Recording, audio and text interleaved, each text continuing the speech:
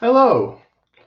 Well, okay, I guess it's time for another boot video. Like I said, there will be more. I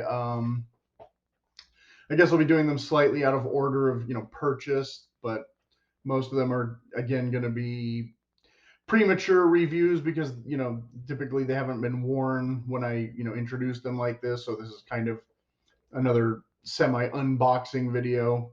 Although instead of an unboxing video, I have more of a slideshow again.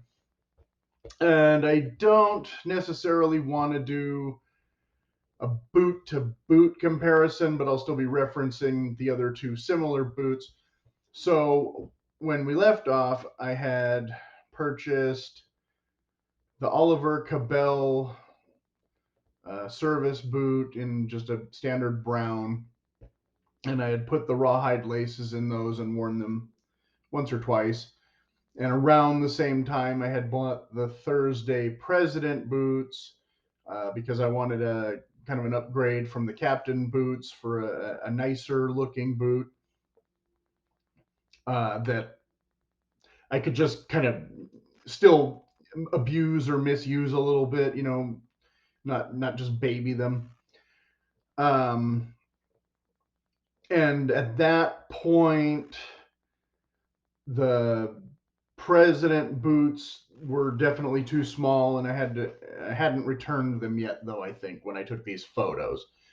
So at that time, I had been watching another couple of videos where people were talking about Truman boots, and I had been disappointed that Rose Anvil had not cut any in half yet because they were one of the few Northwest brands he had referenced that seemed to come a little above my price range, but not ridiculously above my price range, but possibly also in my size. So I don't know if they're as good a quality as the whites, or one guy was saying, for this price I could turn around and just get Nicks. I don't know that's entirely true. Um, Again, your results may vary.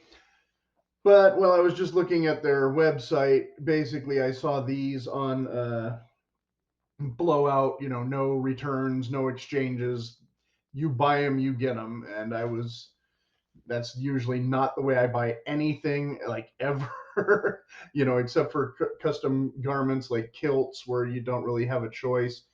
Pretty much everything else I buy better have some kind of lifetime warranty, or at least a reasonable one. Um, But here I took the plunge, even though I didn't have anything, as concrete to go on, except for, like I said, a couple videos where people were, extolling the virtues.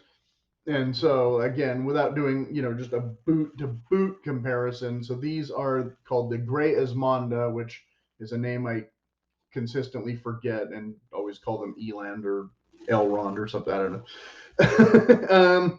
So again, we'll have a slideshow later. The fit, when I first put them on, I was actually worried that they were a little too narrow again. Same as going back to the Thursday Diplomat, where I was really like, oh, these are going to kill my feet, and still kind of having second doubts about that. If I should have, if I should just return them, or maybe I'll auction them off in some giveaway if this channel ever goes anywhere. I don't know how that all works. So initially, though, yeah, the leather does have, a little bit thicker of a consistency. There's sort of a second layer here at the top where instead of a padded collar like some of the other ones I showed, it's a double leather collar, but I'm hoping that will like cut into me less than kind of the diplomats and the presidents. They have kind of a sharp edge there that seems to really get me the first time or two I wear them, but it hasn't necessarily been overbearingly painful, although I've only worn the presidents for about 3 hours so far, and so I can't give you a very good review of those yet. We'll have to give them some more time before I do an update of that. These obviously I haven't really worn either.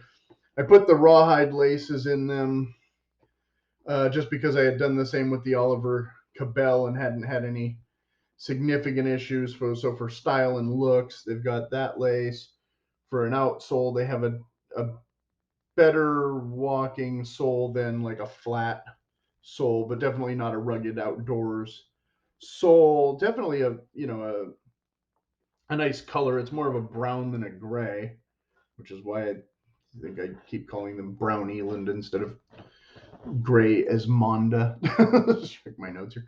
What can I say? I mean, yeah, they're a company that you know seems to be kind of closer to what I thought I was looking for when I was buying some of the other boots, but I wasn't necessarily buying those boots to baby them. Whereas these are the kind of thing that when I've worn them for a while and I've beaten them up a little bit more, I will probably swap out this sole for a more hiking sole.